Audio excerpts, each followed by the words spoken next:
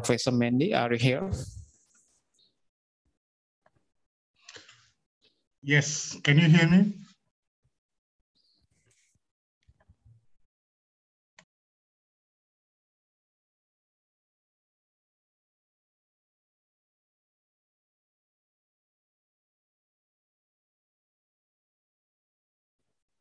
Okay, so seemingly he's not here. So we are going to start. So once again, thank you very much for being here with us.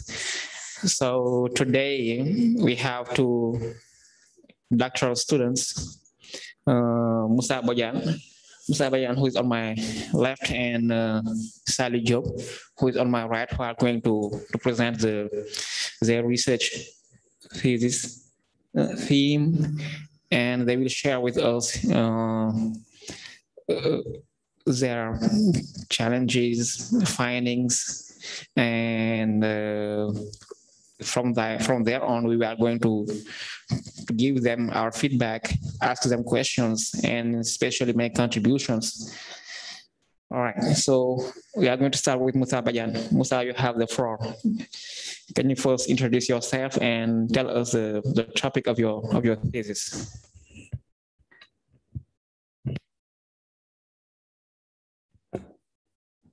Good afternoon, everyone. Thank you, Dr. Abdullah Njai, for giving me the floor.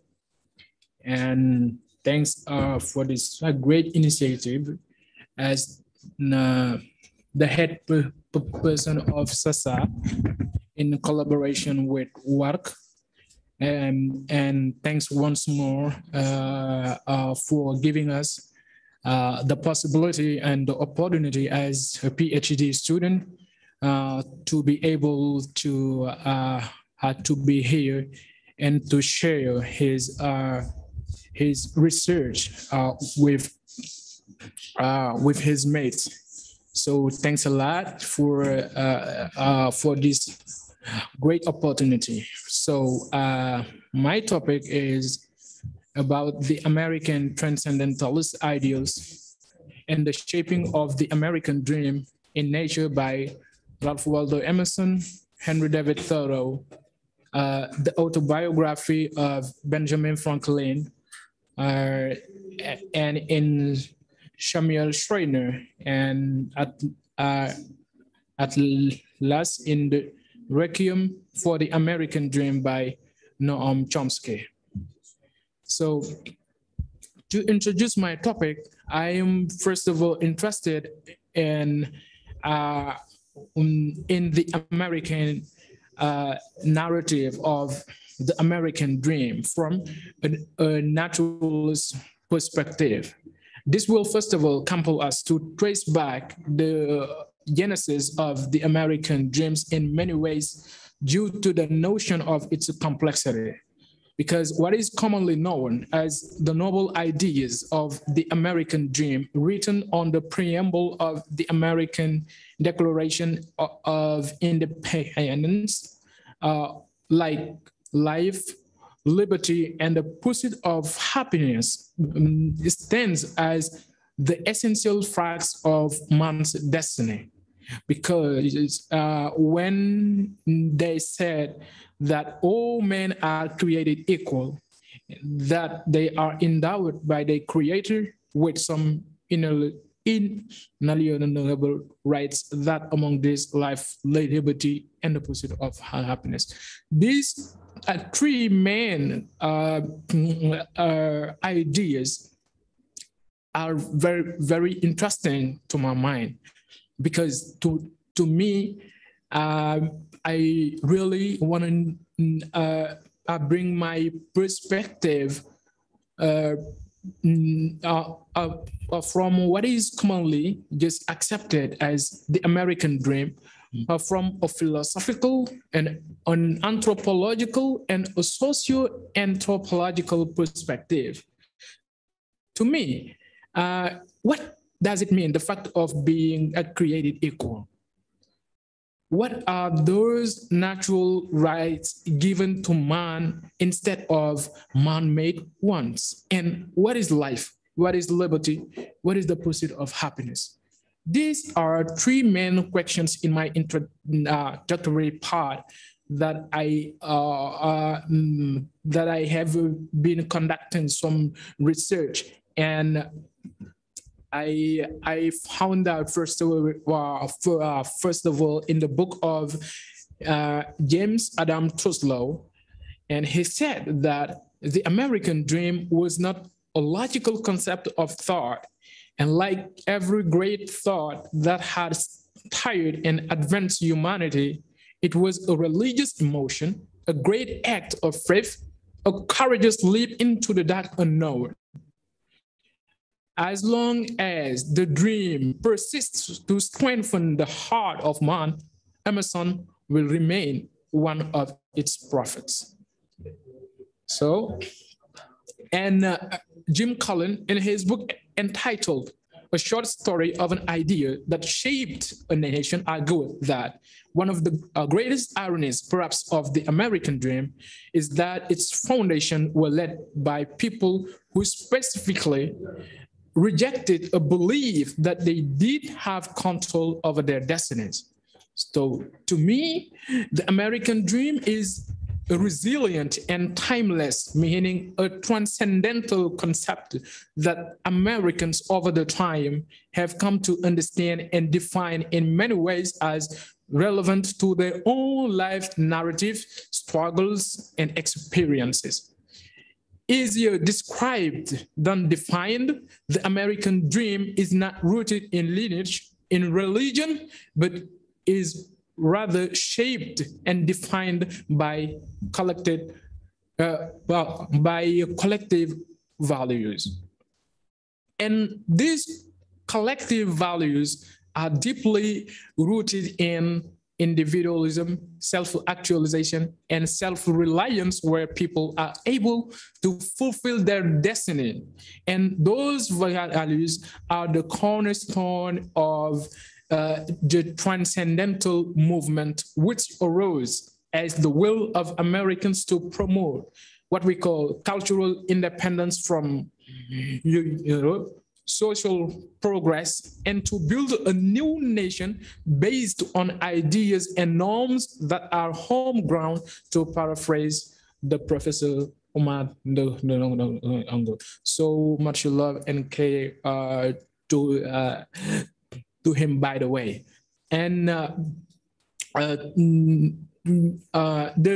19th century writers, or meaning scholars, or many who dealt with the American dream in the 19th century, they viewed like money and the things that money can buy to be solely the outcome of the struggle for the American dream, where to the transcendentalists, the American dream is, first of all, an ideal that needs to be preached and to lead the individual into actions instead of endless living traditions.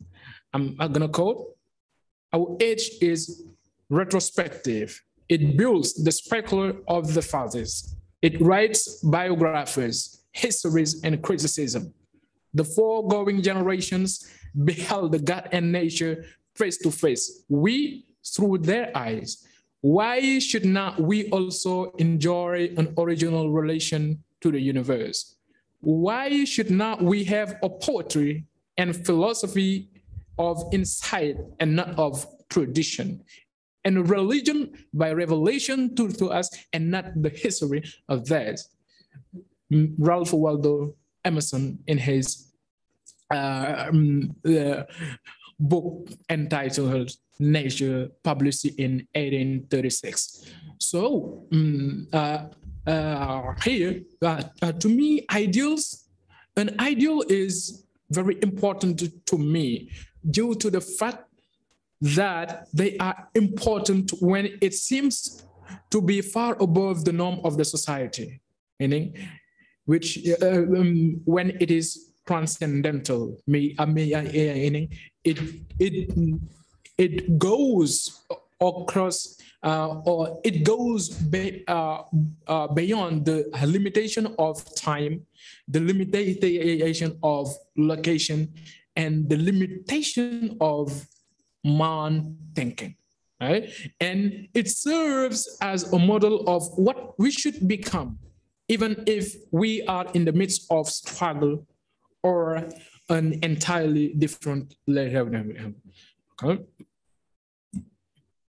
To continue, I will first of all, I will be interested in my first chapter in what does it mean to talk about the American exceptionalism and the phenomenal influence it has gained through the globe.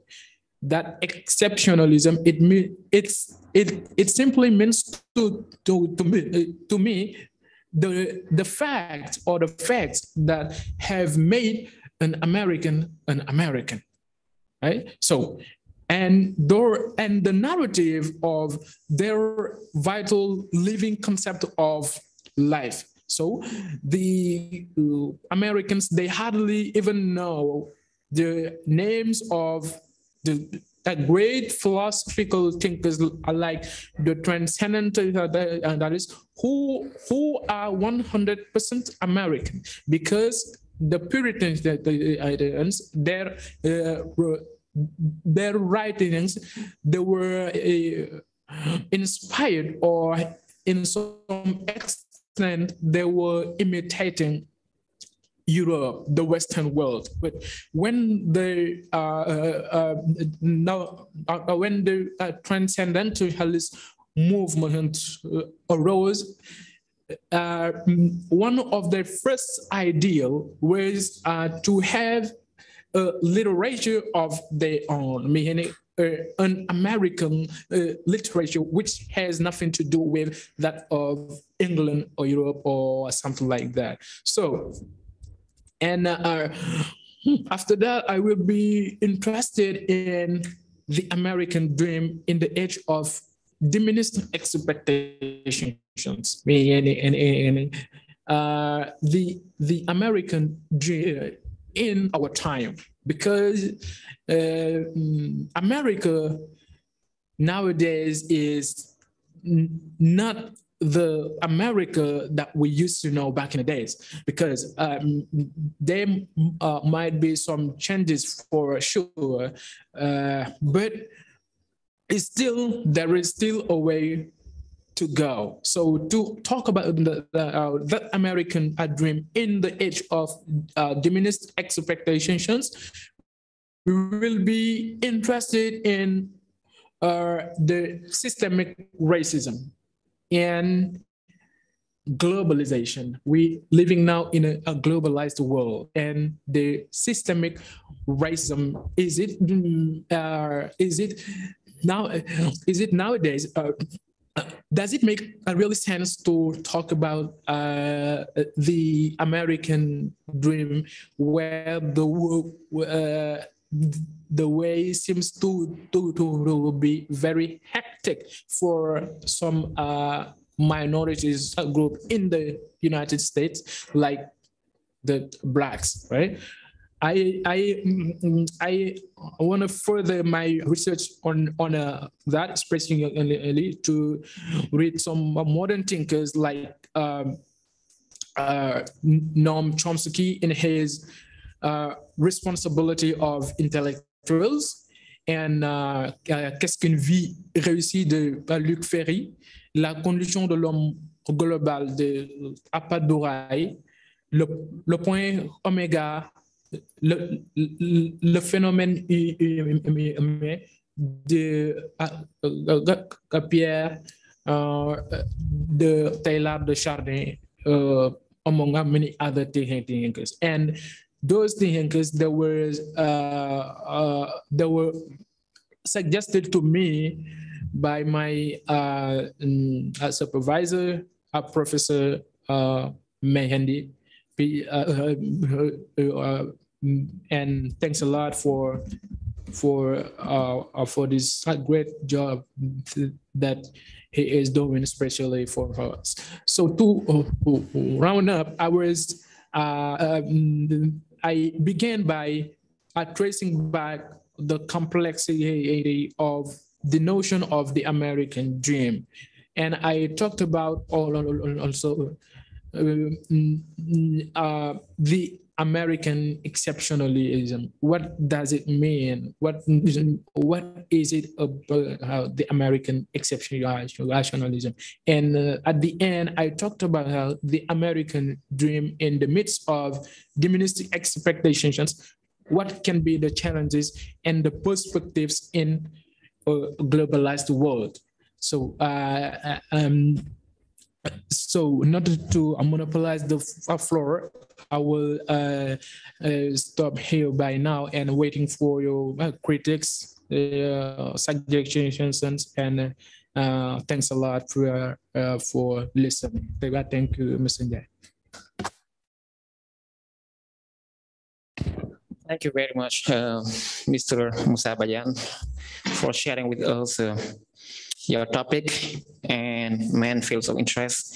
Your topic, which is entitled "The American Transcendentalist Ideals and the Shaping of the American Dream," in Nature by Ralph Waldo Emerson, written by Henry David Thoreau, the autobiography by Benjamin Franklin, the Concord Quartet by Samuel Agnew Schreiner Jr., and in the Requiem for the American Dream by Noam Chomsky.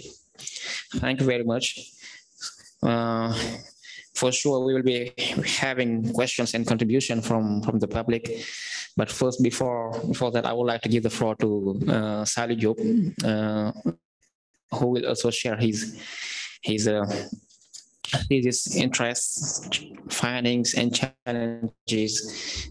And afterwards, people will be free to ask questions to either one of them and share contributions. Sally, you have the floor. Thank you very much, Dr. Njai, Chairman of SASA, Senegalese American Studies Association, and good afternoon, everyone. The different members of the Labo and the different members of different people who are following, who are connected in Zoom. And thanks for this opportunity that you have given to us, PhD students, to come and present a part of our work, what we have been doing so far, to receive feedbacks and see how we can better this work.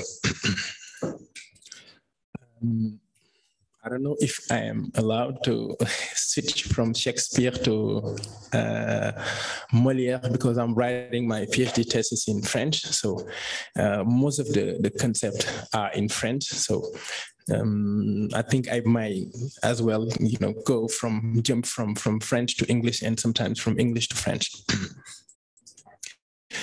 Yes, so my topic is about the evolution of entrepreneurship in US and its influence on African countries, a case study of Senegal and Kenya. Yeah, this is my topic in French, l'évolution de l'entrepreneuriat aux États-Unis et son influence en Afrique, cas spécifique du Sénégal et du Kenya. Voilà, donc je parle de l'évolution de l'entrepreneuriat. C'est intéressant de faire une élucidation conceptuelle, si vous me le permettez, d'emblée. Évolution ici, je tiens à préciser que ce n'est pas pris dans le sens historique, parce que je ne suis pas historien et je ne fais pas le travail d'un historien.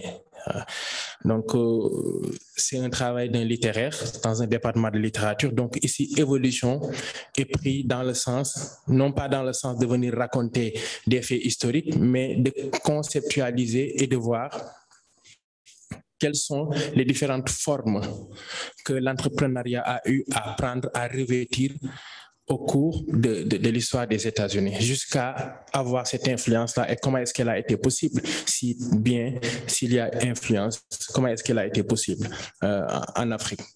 Voilà, donc c'est un peu cela. Alors, entrepreneuriat, apprendre dans le sens de... Je pense que le verbe français entreprendre définit le mieux le concept d'entrepreneuriat parce que c'est composé de deux verbes. C'est entreprendre ou entrer et prendre. Entrer dans le sens de faire un mouvement quelque part, quittant un point A vers un point B, et prendre dans le sens de faire une initiative.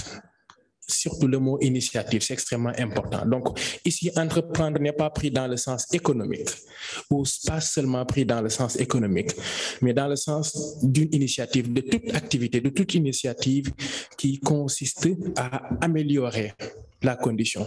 Ça peut être une condition sociale, ça peut être une condition culturelle, ça peut être une condition économique. Voilà, donc c'est entreprendre est pris dans ce sens-là, dans le cadre de notre travail. Voilà. Et influence, bien entendu, je pense qu'un professeur quand on faisait l'édition, a relevé cet aspect que influence peut souvent prêter à confusion. Parce que influence, qu'est-ce que cela veut dire en tant que tel? Influence est pris dans notre contexte dans le sens d'analyser un peu quels sont les impacts plus ou moins en termes d'analyse qu'on peut noter venant de l'entrepreneuriat par rapport à appliqué à une activité quelconque. Je pense qu'on aura l'occasion de revenir sur ça quand on arrivera à cela. Alors, bien entendu, ce n'est pas une présentation de la thèse ou une partie de la thèse, mais juste parler un peu comme Dr Abdoulaye Ndiaye l'a dit, parler un peu du travail, comment est-ce que ça se passe et surtout des findings et des challenges. Donc, ceci étant dit, j'ai parlé peut-être de la problématique ou deux mots sur le contexte. Le contexte, c'est quoi? C'est que je pense le concept d'entrepreneuriat est devenu un concept valise. Concept valise, ça veut dire que voilà, on l'utilise. Il y a un prof de sociologie, professeur Malingay, qui utilise souvent ce terme, excusez-moi, du terme que je vais utiliser. Il parle des concepts sexy. C'est quoi? C'est que c'est fashionable, c'est la tendance, tout le monde en parle. Aujourd'hui, c'est cela, l'entrepreneuriat. C'est ce qui m'a motivé à travailler sur cela. Tout le monde parle de l'entrepreneuriat parce qu'on pense à un moment donné que c'est une réponse à l'emploi. L'emploi est saturé, ne fonctionne plus. On va appeler l'entrepreneur, on va aller faire recours à l'entrepreneuriat. Alors que c'est une réalité qui existait déjà et à travers une conceptualisation et à travers la littérature, pas l'histoire, mais la littérature surtout, on pourra voir comment est-ce que ça existait depuis longtemps et sous quelle forme. Donc, c'est un peu cela, le contexte dans lequel ce travail s'inscrit. Alors, la problématique, c'est quoi maintenant? En parlant de l'évolution de l'entrepreneuriat, c'est de montrer comment est-ce que cet entrepreneuriat a évolué. Comment? Comme je l'ai dit, ici, ce ne sont pas les dates, ce n'est pas le fait historique qui m'intéresse en tant que tel, mais de montrer la première forme que l'entrepreneuriat a eu à prendre dans un contexte états-unien, passez-moi l'expression, la deuxième forme que l'entrepreneuriat a eu à prendre, la troisième forme, et ainsi de suite, jusqu'à là où nous sommes aujourd'hui.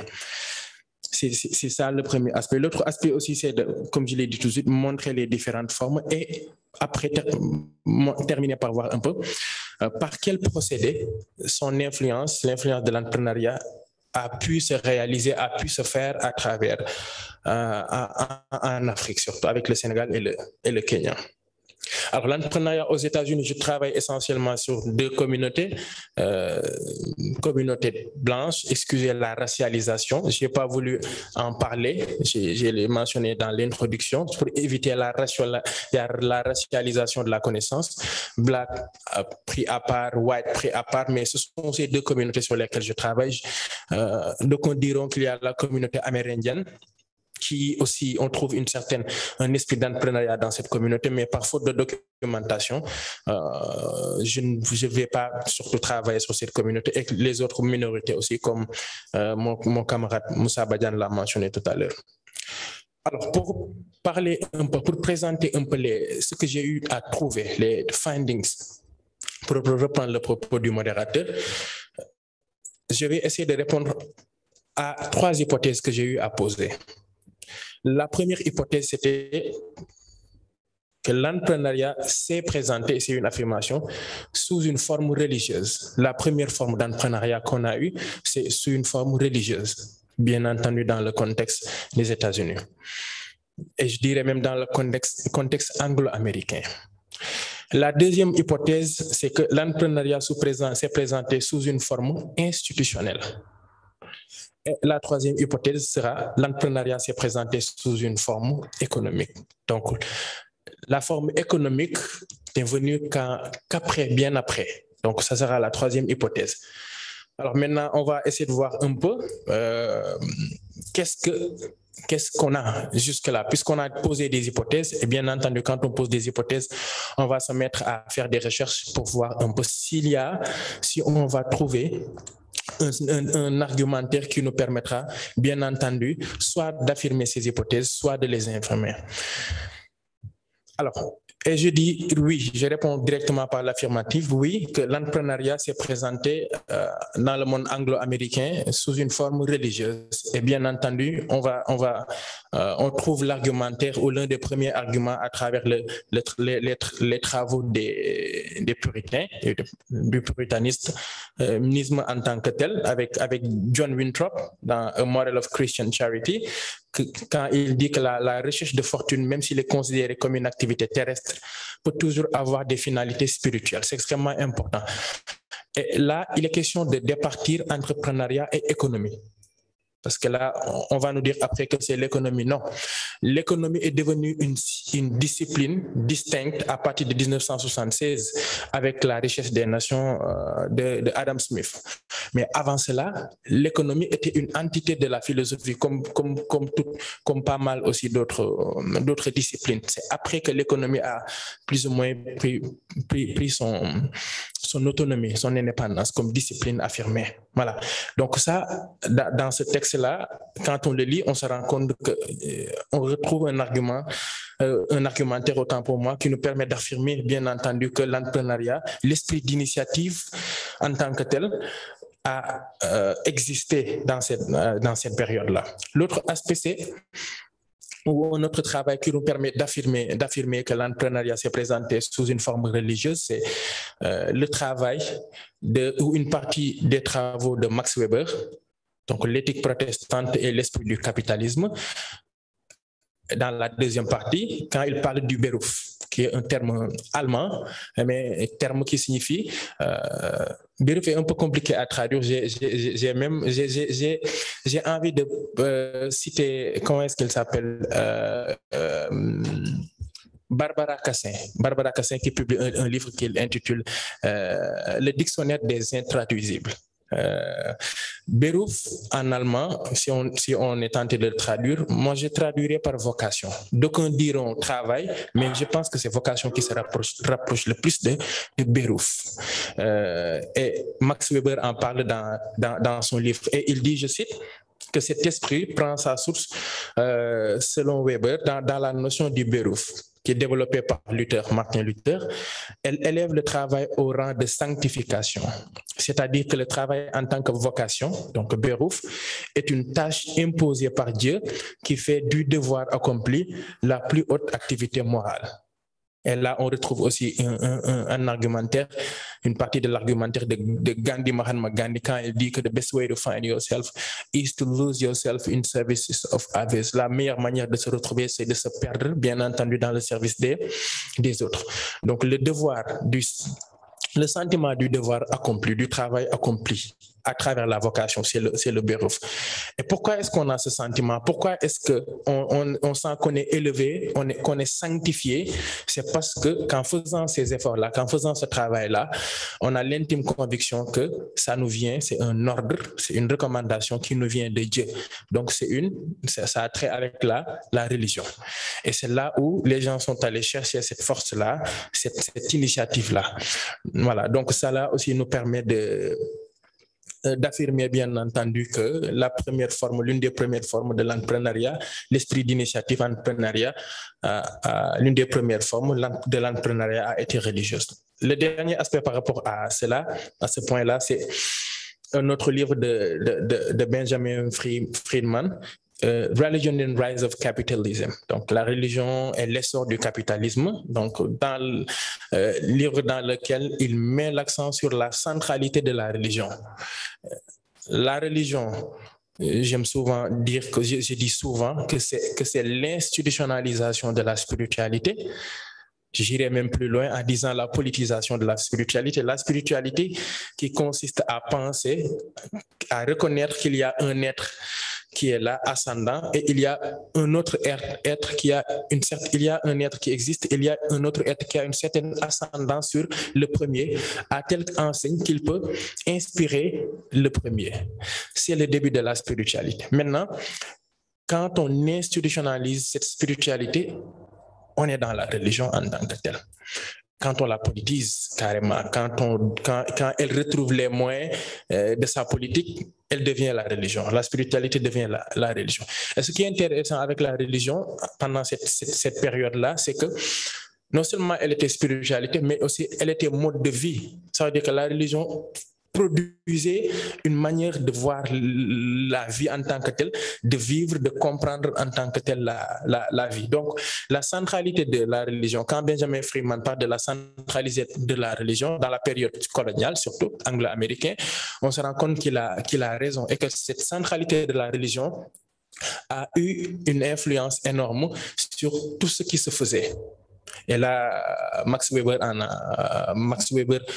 comme il en a parlé, surtout sur l'influence sur l'éthique protestantisme et l'esprit du capitalisme. Donc, ces trois livres, ces trois éléments nous permettent bien entendu d'affirmer par rapport à notre lorgnette que l'entrepreneuriat s'est présenté sous une forme religieuse pour la première fois dans le monde anglo-américain. C'était la première hypothèse par rapport à ce qu'on a trouvé.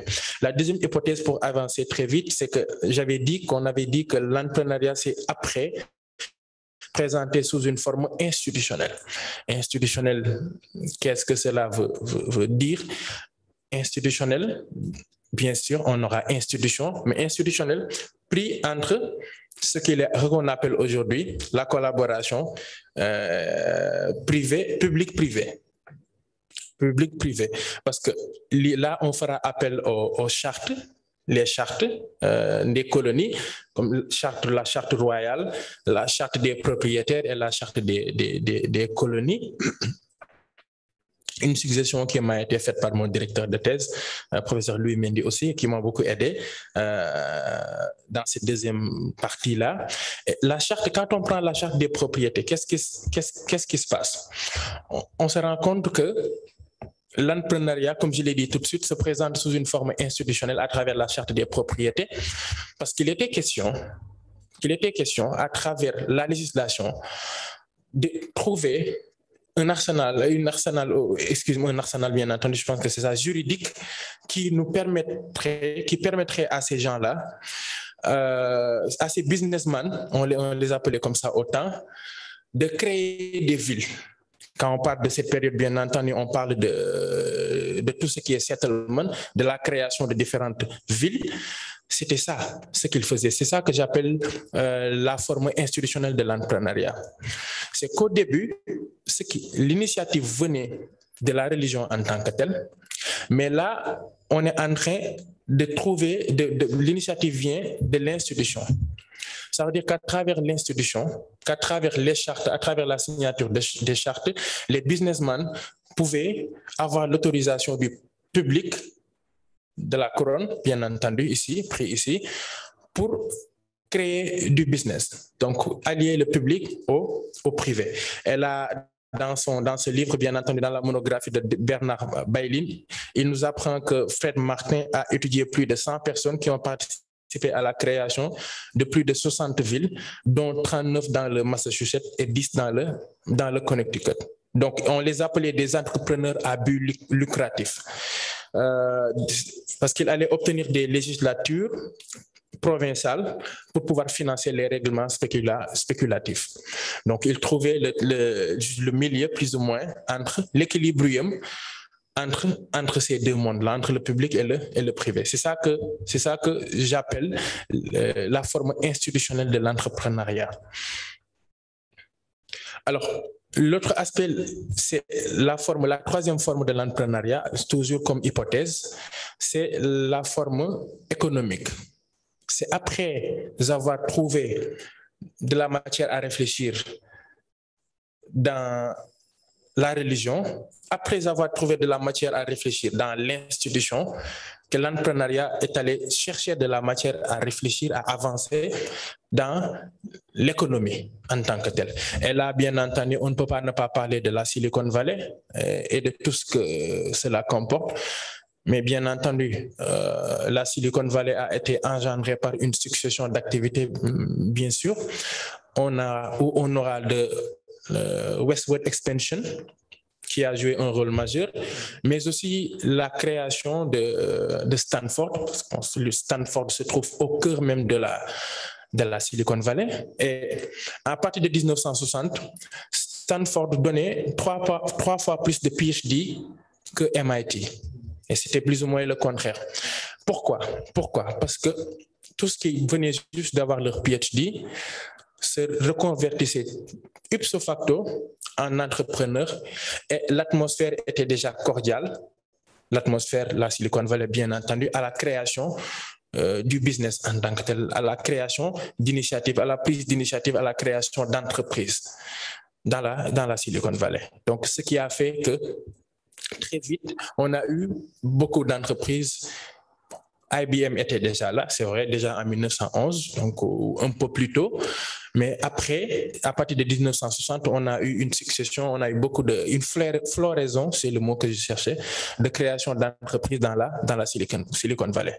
Et c'est carrément, l'entrepreneuriat a pris carrément une forme économique. C'était la richesse en tant que telle, le profit. Et ça se voit aujourd'hui, ça se confirme avec ce qu'on appelle le GAFAM, Google, Apple, Facebook, Amazon et Microsoft, qui sont, je pense qu'on peut le dire, les plus grandes entreprises de tech qui se trouvent dans la Silicon Valley et qui ont eu un impact fort, surtout considérable, et je peux dire même qui ont tiré toute l'économie à travers l'entrepreneuriat et surtout qui ont influencé, on va revenir sur ça si le temps nous le permet, l'Amérique non seulement, mais aussi d'autres continents. Bien entendu, on parlera du Kenya et de la Silicon Savannah. Si en Amérique, on a la Silicon Valley, au Kenya, on a la Silicon Savannah. Et c'est une influence. Donc, c'est un peu ça la troisième forme, surtout d'entrepreneuriat, que l'entrepreneuriat a eu à prendre. Donc ça, c'était trois hypothèses que j'ai eu à poser et jusque-là, dans les recherches par rapport à la documentation maigre, quelque part, je peux dire que je suis en train de confirmer ces hypothèses-là. Bien entendu, l'aspect black, la communauté africaine-américaine n'est pas en reste, bien entendu. Parce qu'à un moment donné, on a dit que la communauté afro-américaine n'a pas la culture de l'entrepreneuriat et que le professeur Juliet Ikiwoke a dit non, ce n'était pas le cas parce qu'il a écrit un livre, The History of Black Business in America, et il revient jusqu'à la source même, ce qu'il a appelé la survivance, pour reprendre un mot du professeur lui-même, la survivance de l'esprit d'initiative. Et dans ce livre, le professeur Juliet Ikiwoke nous montre avec des faits, des statistiques, que l'esprit d'initiative, l'esprit d'entrepreneuriat existait même au temps de l'esclavage. Parce qu'il y a beaucoup d'esclaves même qui ont eu à acheter leur liberté et il y avait un day off, comme le mercredi par exemple, dans certaines communautés ici, qui travaillaient pour revenir acheter leur liberté. Si on sort du contexte américain, bien entendu, on a un exemple d'un leader de la révolution haïtienne, Toussaint Louverture, qui a travaillé jusqu'à acheter sa liberté à un certain moment. Booker T. Washington a fait un travail exceptionnel aussi sur cet aspect-là, avec la création du Tuskegee Institute. Et on m'a dit, lors de la soutenance de mon mémoire de master, qu'un de nos professeurs a même été là-bas, cher Adien. Et c'était une grande fierté pour moi. Je me suis dit, waouh, on est chanceux de l'avoir comme professeur ici. Voilà, donc c'est un peu ça, ce que j'ai eu les trois hypothèses que je pose pour le moment et que je suis toujours en train de chercher les arguments pour les confirmer. Maintenant, pour aller très vite avec les challenges, pour les challenges, bien sûr, le premier, c'est l'outillage conceptuel. Vous l'avez remarqué. Ce que j'appelle l'outillage conceptuel, c'est l'outil qui permet d'analyser surtout d'analyser avec les concepts. C'est extrêmement important. Il y a un aspect quoi, c'est que le thème de la thèse en tant que tel ou le sujet a une certaine transversalité. Et puisqu'il a en tant que thème une certaine transversalité, je suis obligé d'aller chercher des outillages conceptuels un peu partout. Quand on parle de l'homme en tant que tel, ici, l'anthropologie, je parle d'économie en tant que tel, donc il faudra trouver un outillage conceptuel en économie, chose que je ne possède pas forcément. Donc, je suis obligé, l'un des challenges, d'aller, par exemple, discuter avec les professionnels, les camarades qui sont au département, par exemple, d'économie. C'est eux qui m'ont expliqué le concept de Bérouf, par exemple, que je ne trouvais pas en littérature. Et voilà, donc ça, c'est un des challenges. L'autre aspect, c'est la documentation, bien entendu, qui reste toujours, on n'en a jamais assez. Et aussi de notre perspective, aussi la plupart du temps, il y a un certain nombre de documents qu'on ne peut pas trouver parce qu'il y a la distance en tant que telle. Pour travailler sur l'entrepreneuriat, une question qui est actuelle et qui est factuelle surtout, ce qu'il a été et ce qu'il est aujourd'hui, ce serait intéressant surtout d'être sur place, là où ça se fait, pour pouvoir tâter le pouls. Donc ça aussi, c'est un aspect que je n'ai pas et qui, la plupart du temps, peut être un problème. Et c'est un problème même. Donc, moi, je pense que c'est un peu ça les challenges. Très vite. Bon, pour les perspectives, je pense que c'est inscrit dans la deuxième partie du travail. Parce que quand je parlais de l'évolution, après je parle de l'influence en tant que telle. L'influence, comment est-ce qu'elle s'est fait sentir au Sénégal et comment est-ce qu'elle s'est fait se sentir au Kenya, au Sénégal avec les différents programmes d'échange. Avec Yali, par exemple, j'ai été récipiendaire de Yali en région ouest africaine en tant qu'entrepreneur, entre guillemets. Voilà, mais on se rend compte qu'en termes de production, en termes de conceptualisation, il y a presque pas de documentation. Pourquoi? Parce que c'est toujours en cours, c'est toujours d'actualité. Donc, il faudra encore du temps pour qu'il y ait plus de documentation. Donc, ces aspects combinés font qu'il y a beaucoup de challenges et les perspectives se dessinent ainsi. Merci encore une fois, Dr Ndiaye, de m'avoir donné la parole. Merci aussi à l'audience d'avoir été à l'écoute. Et merci beaucoup, je vous redonne la parole.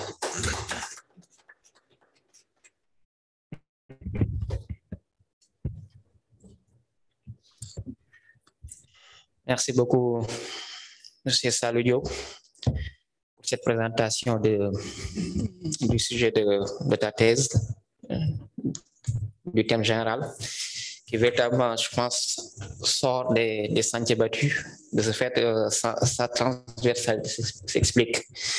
Tu as parlé de cette corrélation qu'il y a entre religion, institution, économie, mais je pense également qu'il y a une dimension historique et sociale très prononcée dans ton travail, d'où les défis qu'il y a et que tu as bien mentionné. Donc, certainement, tu vas pouvoir bénéficier des contributions des uns et des autres pour pouvoir justement peut-être contourner certains de ces obstacles-là. So we are going to continue. I think that I will first give the floor to Professor Mendy. I think he's here now, who is the director of the Laboratory of American and Caribbean Studies. And at the same time, he's the one who's supervising these two PhD students. So Professor Mendy, if you can hear us, you have the floor. I can hear you. I don't know whether you can hear me. Can you hear me? Yes, we can hear you very well. All right. Thank you very much. I'm sorry about, what happened at the beginning because my connection had some problems, okay? But here I am now. All right, thank you very much, Sasa, to all the members of Sasa, to the chair, for this wonderful initiative inviting PhD students to come and talk about their research in front of their peers and professors, if there are any. I think this is a wonderful opportunity for them to get feedbacks from other people listening to them. That was the original goal when we had symposiums at Sasa. You remember the symposiums we had some years ago, all right? So thank you very much for carrying on that tradition of inviting PhD students to come and talk about their findings, the problems they face, et cetera, et cetera. So I would like to commend these two PhD students for having conducted a lot of research so far. It's not easy to get a PhD completed. It's a hard nut to crack, all right, or tough sledding. But you have to do it. You know, once you get into, you know, the decision to write a PhD, you should know that you're going to be facing some stumbling blocks, but those stumbling blocks should not stop you. You should go and, you know, try to achieve your goal, and that's the most important thing. The problems, the main problems a lot of students, PhD students face is to have a clear, defined thesis. And I remember my discussions with Musa and Saliu about that. What is your thesis? What do you want to prove? And that's very important. Once you have that in mind, and once that is clear, the rest becomes, no, I mean, I'm not going to say a piece of cake, but it's, you know, becomes less difficult. I'm going to give you an example that one of my colleagues gave during the doctoral students' seminars about defining a clear thesis. And the example he gave, which is wonderful, is this fable by La Fontaine, okay, Le Loup et l'Agneau. La Fontaine starts and says, la raison du plus fort est toujours la meilleure. That's a thesis, and that's very clear. He says, la raison du plus fort est toujours la meilleure. Now I'm going to prove you that. I'm going to show you why I said that. And this is a thesis. And what did La Fontaine say? La raison du plus fort est toujours la meilleure. Nous l'allons montrer tout à l'heure. We're going to prove that. So that's very important. You know, you have to get a clear thesis. And my discussion with Sally was, what is your thesis? Is it on Senegal and Kenya, or is it on the US? So I think he's still maybe struggling with that, but we'll come back, we'll come to something. And Musa also, we had the same discussion. I told him, what is your thesis? Is transcendentalism, has transcendentalism made the American dream possible? Or is it the backbone of the American dream? Something like that. Come out with a thesis, something strong that you will prove. You will show that this is my hypothesis at the beginning, and this is, or these are the means I use to prove that. And that's powerful. I remember I participated in a thesis defense in the US, and the students started by saying, thanks to Toni Morrison, Black people are not going to jail anymore. That was a powerful statement, and people were eager to read, why in the world did he say something like that? How can he prove that? That thanks to Toni Morrison's books or writings, Black people, less Black people are going to jail. That was so powerful a statement that everybody had a rush to read the thesis throughout. And that's how it should be. When people look at your thesis, they should, oh, I'm going to read it. I'm going to read it because this is interesting. And I want to know why in the world did that student say this? So these are things that are a lot of students maybe miss when they go to the methodology classes, but they need to know that the thesis is, your original idea is a postulate that, triggers off the envy or the joy to read the thesis. I think Musa and Salu are on the way. They're still struggling, but that's okay. It's not easy. It's not a piece of cake, but it's through working hard that you can make it. And I would like to suggest to Musa Bajan that he should not forget the trilogy of Emerson, The American Scholar, Nature, and Self-Reliance. Those 3 books are the cornerstones of what he wants to talk about.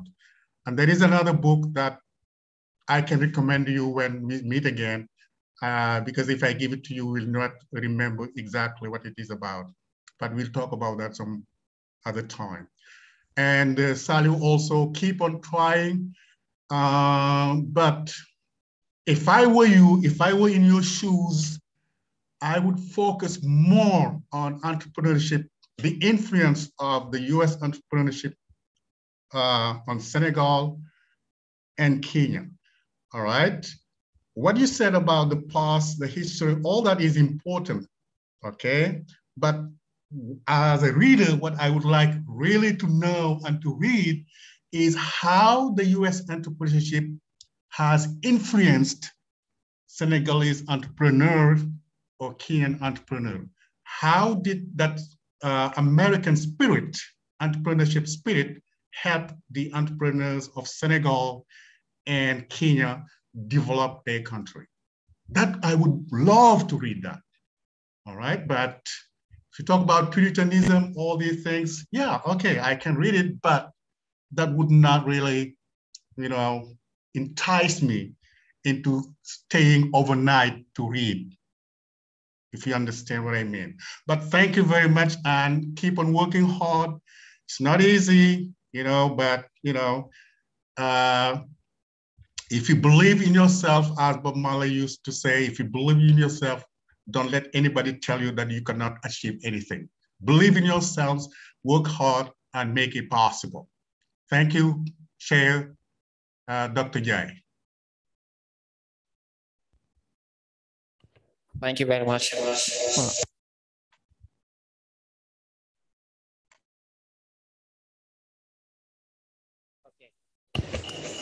Okay, thank you very much, Professor Mandy. And I would like the next speakers to activate their camera so that we can see them. Thank you very much, Professor Mandy, for those relevant words and contribution, and also special advice you gave to these 2 young, brilliant researchers. And I'm sure they are taking notes and they will make the most of it. No, I'm going to wait my turn. After I'm going to take a list of contributors. We have Dr. Jomfei here. Dr. Jomfei. Okay, Dr. Pam Malikba. One last fourth list of 3 contributors was Dr. Jomfei, Dr. Pam Malikba, and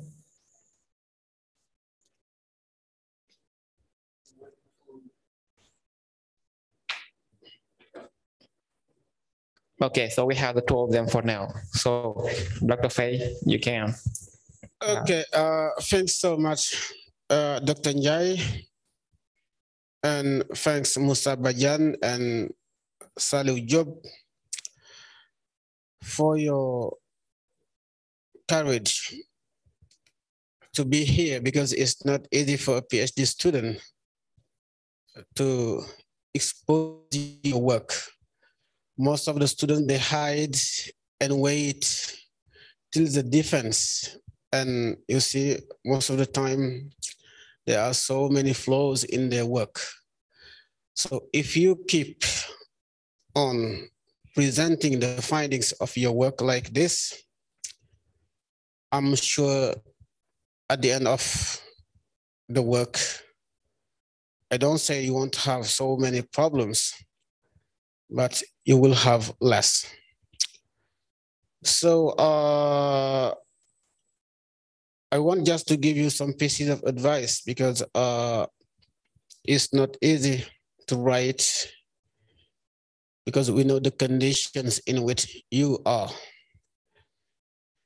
Salu said a while ago, there are some parts that he has some problems, especially some problems related to documents. So it happens, but if you collaborate, all the students who are working under the supervision of Professor Mendy, you try to know one another and try to meet also the students who are in American studies but working with other teachers. You try to collaborate and come and join hands with Sasa. I think that it would be very interesting. The conference, or the first intellectual activity that we did with Sasa in 2014, I say it bears fruits, because we were students, PhD students at the time, Dr. Abdullah Njai, I, and Dr. Malalsi. We presented at the time, and after the presentations, we had a clear vision of what we should focus on. So it is something very interesting. So try to convince your other colleagues, the other students, to come and join the Sasa in the series of conferences that are made here at work. So thanks so much, and keep on working. Thank you very much, Dr. Jamfai, for your contribution. Now, Dr. Pab Malik Ba, you have the floor. Okay, so good afternoon, everybody. Can you all hear me? Yes, we do. Great. So I would like to start by greeting all of you who are attending this conference, including the organizers. But particularly, I would like to thank Saliu and Musa for having the courage and the initiative to come and present the state of progress of their dissertation. I think this is a very good and great step towards the achievement of defending your dissertation. It is also a very courageous stage and step, because as my colleague and friend, Dr. John Fay mentioned, many PhD students do not dare to venture. So the only thing of having into mind to come and face the public and defend your topic is it in itself an important thing. So I would like to start with Musa Bajan. When I was listening to him, I was looking at where he was going to end, because Professor Mende mentioned it. Writing a PhD dissertation is, most importantly, what people are expecting you to do is what is going to be what are going to be your findings. Okay, what is the original thesis that you would like to show at the end of your dissertation. And I'm among those people who always look at that when I face a student trying to find a master's thesis or a PhD topic. And I was also trying to analyze from Musa's presentation, like the different authors he has chosen. And if I'm not wrong, I think only Chomsky is one of the contemporary authors, the only living, and probably one of the most recent writers among the authors he chose. Okay, and I was trying to see if I could help him at least chose other authors who have dealt substantially on the same topic, and who have recently published works on the idea of the American dream and how it is working. And I collected a number of authors that I will be handing to Musa when we get in email. And I think you really need to think of that. Not entirely put too much focus on very like pioneer books like Emerson is good, like Thoreau is good, but also try to put them into conversation with contemporary and very recent authors who have dealt on the same topic, because topics evolve and they progress and they continue. So what has become the idea of American dream today? What treatment have specialists of American dream given to the American dream today? That would be very interesting if you could also find authors who have dealt with the same topic, but who are like living today or who have produced recently works on the topic. That's the very point I would like to give to Saliu, to Musa, sorry. And to Saliu, also, I appreciate very much. I remember having worked also with him on the same topic in master's thesis. And I found it very original. And then I wouldn't agree with him if he said that he is not, I'm just like, teasing, that he is not an economist or something like that. You're not a literary person. You're not only that, because at the department, we train people who study civilization, also who study American studies in general.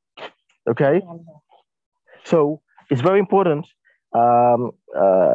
to put into mind that you're not only this and not the other thing, just to teach Saliu. So now to come back, for example, to the idea of your topic, I entirely agree with Professor Mendy. I think the topic would be more original if you put the focus on trying to find if there are influences of the idea of entrepreneurship from America to chosen African nations like Senegal and Kenya, and not put too much focus on like how the birth of entrepreneurship in the US, its different trajectories, its evolution, etc. It would be more original if you really could try to find like if there are influences and what those influences are. And also from your presentation, I kind of like heard you talking about some manifestations of recent development of American influence of entrepreneurship to Senegal, like Yali, etc.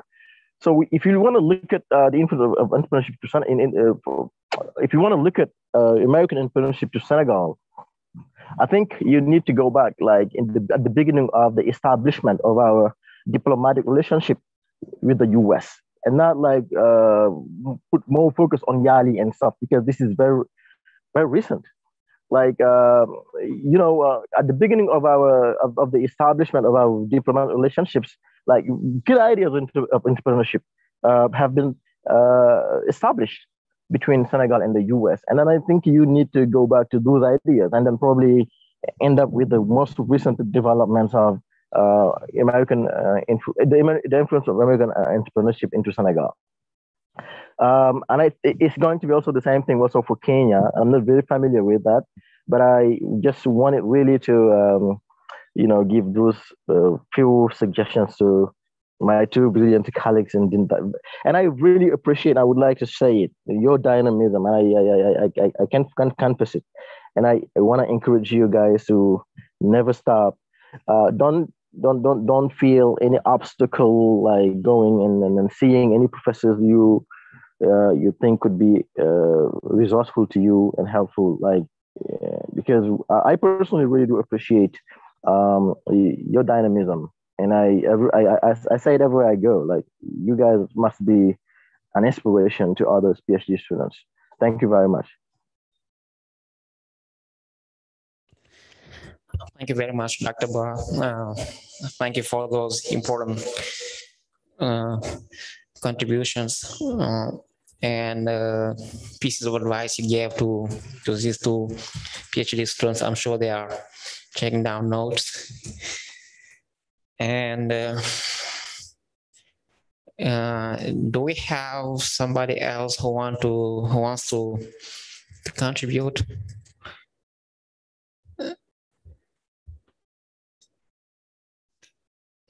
All right. Okay. So, all right. So I do agree with Professor Mendy and also Dr. Ba. First of all, I'm going to start with Musa Bayan. Professor Mendy is right. I think if you exactly, your thesis has to be clear. The American transcendentalist ideal and the shaping of the American dream. If you talk about the shaping, I think you'll have to focus more on these writers, Emerson, Thoreau, but you have also take into account the American scholar by Emerson and nature.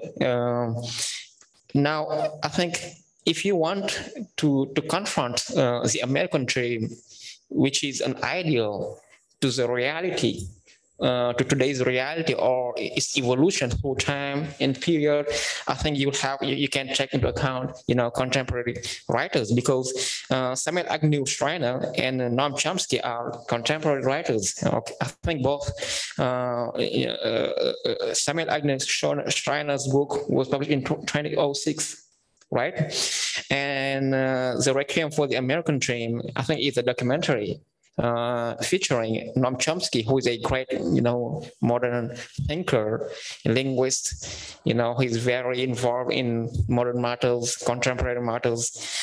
And I think that if your thesis is clear, I think maybe if you talk about the shaping, then you can only, talk about Chomsky and Schreiner within the framework of the review of literature, and focus more on the shaping, how it was shaped. You see, now if you want to confront it to the reality of today, and also when you talk about the American dream, who are you talking about? Whites, Black people, knowing their history, or even immigrants, minorities? Who are we talking about? You see, I think that you have to try to be more specific, you see, and choose a corpus that will enable you to do so, and to come up with important findings. So I think you have to try to be more concise. And I see the same. I can see the same problem with Sally's work, and I do agree with Professor Mendy and Dr. Pab Malik Bak when they suggest you to focus more on the influence of American entrepreneurship and you take the case of Senegal and Kenya, maybe, because when you talk about the evolution, now I think that many students who deal with civilizations, the problem they have is, framing the time period. So when you talk about the evolution, then I think the bulk of your work will be outstanding. You see, so if you focus on the influence on Senegal and Kenya, for example, it is you will have you'll be able to focus on a time period that is less important and that will also give an important documentation, etc. So I think it will be important to try to focus on that. And when you talk about literature and talk about economy, I think that literature is at the crossroads of all fields, domains, etc. Because when you talk about literature, you have to take into account the context. So if the book addresses the field of economy, for example, when you deal with John Steinbeck, you'll have to take into account, not only history but also economy. You see, at that time, etc. So I think literature is really at the crossroads of many fields, and when you deal with literature, for sure, especially regarding a work of that importance, like a PhD thesis, you will have to, go deeper into some aspect that you were not familiar with. But it's not a problem. Okay, that's what research is about. So I think that we can give you the floor to react to those contributions. And all right, so we can start with Musa. Thanks a lot, Dr. Njai, and special thanks to our supervisor, Professor Louis Mendy. Thanks a lot for your contributions, for your suggestions once more. And it is always interesting to exchange with him, because we always learn a lot from him. And thank you, Dr. Ba, for your comments. And then thank you once more for that question. And I think this goes out to both of you, like Dr. Njai and Dr. Ba. Just yes, you all want me to set the goal clear, meaning to be very specific as far as my topic is concerned. So thanks a lot for that great question. And I will begin by saying that when I first heard the word American dream to be like life, liberty, and the pursuit of happiness, the first question which crosses my mind was that, so why people, whenever they talk about the American dream, they think of money? Meaning that the only thing out of the American dream is just materialistic success. Right, and then I mentioned it a while ago. If you are talking about the American dream, who is talking? Meaning, c'est qui le tenant et l'aboutissant. That's what you meant, right? If I'm not mistaken. And when I first discovered what transcendentalism is about from Professor Omandongo, I was really happy when I once more to say his name.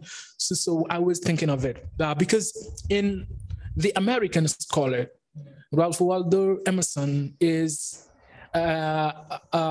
interested in man. And that man is not the white, the black, the yellow, the Asian, the African. No, just a man. And that their conception of man is very different to that of the Puritans, who, when they first came to America, said that the American dream was not meant for everybody. So it was very selective and restrictive. So there were just some elect, a very restrictive group who was designed for the American dream. So the American transcendentalists, they came to deconstruct that idea, to give back power to the individual, to man. No matter where you are from, where you were born in, where that dream to mean life, liberty, and the pursuit of happiness. So, without life, what can we do? Without freedom, what can we do? Without happiness, what can we do? And that life, liberty, and the pursuit of happiness is not, to my mind, designed solely for the American citizens, but for everybody. Everybody in the world wants life, liberty, and happiness. Now, it depends on that individual to define what his life is about, what his freedom will be about, and what his happiness gonna be about. That's why when I read once more Henry David Thoreau in Walden, when he said, I went to the woods because I wished to live deliberately, to face only the essential facts of life and to see what it had to teach before I came to die, discover that I had not lived. Then he went there just to seek the essence of life, because contrary to the modern thinkers, who most of them think that the American transcendentalists, they are against modernity, they are against that capitalism. Henry David Thoreau said, we have nothing to do, we have nothing against the luxuries, right? Which are the positive hindrances of life. You see that oxymoron, positive hindrances of mankind. And he said, these are the positive hindrances of mankind, but this should not be the end of existence, but the means for the elevation of mankind. Then, that ideal, which is a very, I mentioned it while in the very bigger beginning, that's an ideal. That's something that we live for, right? Because for a life to be meaningful, you need to set your goals and objectives. But those goals and those objectives need to have a political ideology. And when I read mostly the transcendentalist works, Sally is talking about the burnout entrepreneurship. The first American entrepreneur that I know is Henry David Thoreau, for sure. Yeah, because he was very creative with his pencil. Yes. So this is, first of all, what I wanted to contribute to your question. So if you guys still have something to tell, to contribute, yes, I'm still all ears. Thank you. Thank you very much, Musa. Thank you for reacting to what people have said on your topic. So, Saliu, the floor is yours. Thank you very much, dear moderator, Dr. Njai. A confession. The nickname of Musa Bajan is Ralph Waldo Emerson. So you understand why he's speaking with passion and he's saying that the first entrepreneur he knows is Henry David Thoreau, which is not the case. Definitely. Sure. So Thanks really for those comments and contributions from our professor, our supervisor, Professor Louis Mendy, and he talked about the historical and social dimension, and also you, Dr. Njai, talked about it, that I should take into account. And those are very interesting comments, but I will really focus more on and take into account. Yes, and the second part, I think Professor Mendy, Dr. Ba, and you insisted on that, the second part, which is the influence of that entrepreneurship on Senegal or Senegalese or Kenyan activities. Yes, and this is something that I will think more about and see how I can really fix it and get deeper as far as that is concerned. Yeah. Dr. Ba talked about something also very interesting, the interdisciplinary of literature, of course.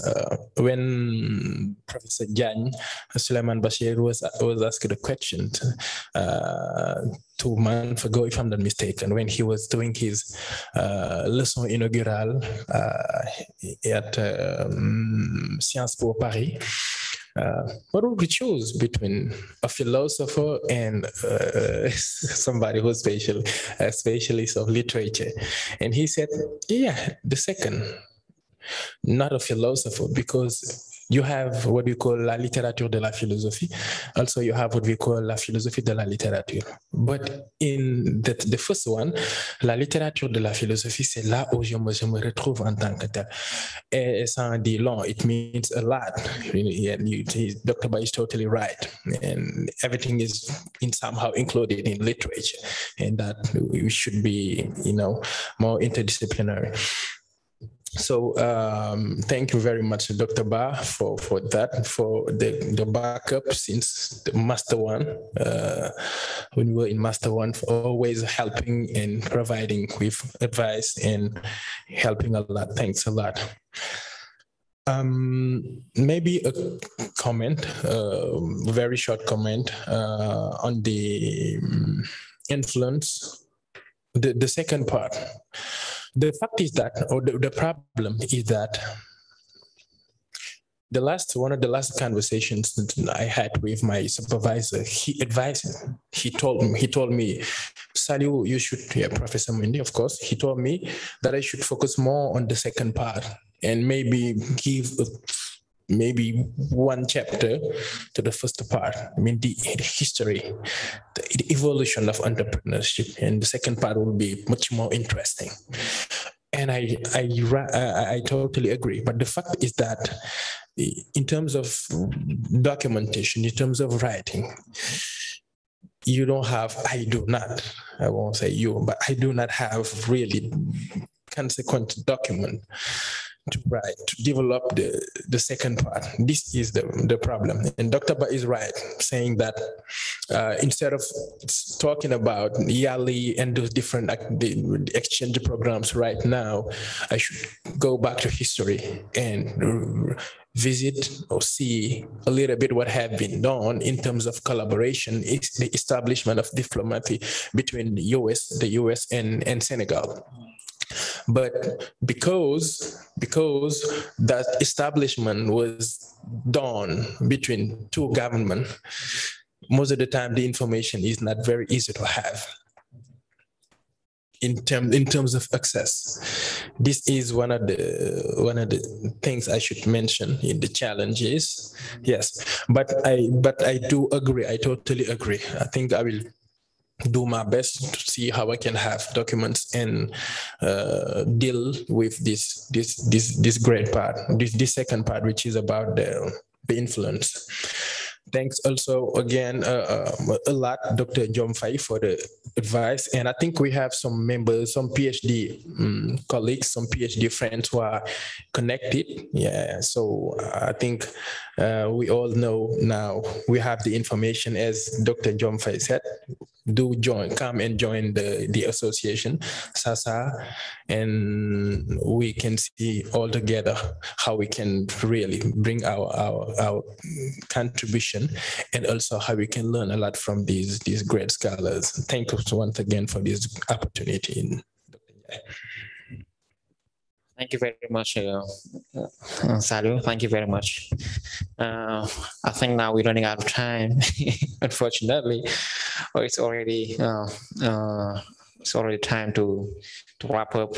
So once again, I would like to thank these two PhD students for their courage, as my colleagues just said a while ago. Because it takes courage to be able to come here and confront your peers, but especially confront, your professors. But the most important thing is that you will learn a lot from it, and you'll be able also to get feedback and contributions, suggestions, references that you can use to better and improve your work, which is very important, because a PhD thesis is a very important work that you cannot do overnight, and that requires an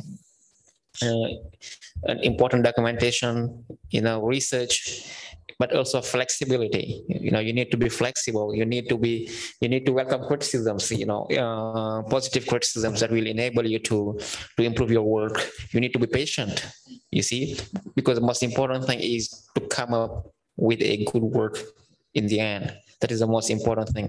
So you don't need to rush anything, even though time goes by very fast. You don't have to lose time, but you don't need to rush anything. But take your time. Take the criticisms positively, and try to learn as much as possible, to collect as much as possible from different people who can bring important contributions. So thanks again for your courage, and keep up the good work. We encourage you to do so. And I'm sure that these exchanges will be carried on even after this, but because now people know for sure what you work on, and you'll be able to exchange more on your topic, and to share with you documents, references, etc. Okay. I would like also to thank the public for their support, for their contributions. Thank once again the West African Research Center for providing this venue and this technical support that can enable us to run these important activities. And also, once again, thank Professor Mendy, the director of the Laboratory of American and Caribbean Studies. Thank all the colleagues, and encourage other, PhD students to do the same thing. Last Saturday, I had one PhD student who came to me and who wants to present his topic. So we will carry on these activities. Next month we will have another one like this one, and I'm sure the best is still to come. Thank you very much for your for being here, for attending this important activity, and see you very soon. Thank you very much.